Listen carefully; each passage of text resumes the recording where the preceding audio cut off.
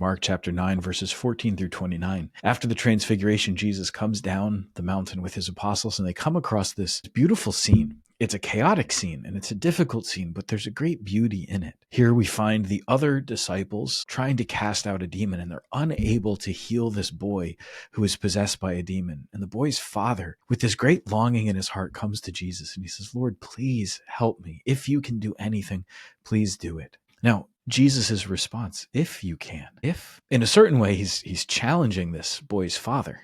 What do you mean if? Do you know who I am? Do you know what I can do? But he's not doing it in a rude way, but rather he's calling out of this father a deeper faith. Here's this man who believed. He believed that his son could be cured. And not only did he believe that his son could be cured, but that those who follow Jesus would be able to do something.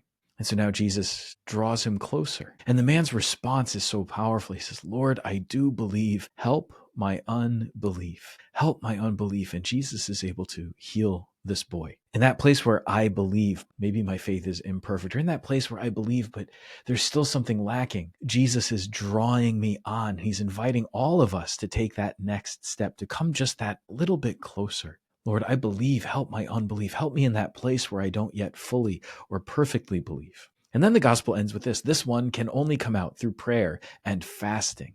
We start to see here that value of prayer and fasting. Well, here we are just a little over a week away from the beginning of Lent. What kind of prayer and fasting do we need? And that prayer and fasting, how will it help us to grow in faith? In that place where we are crying out to Jesus, "Lord, I believe. Help my unbelief."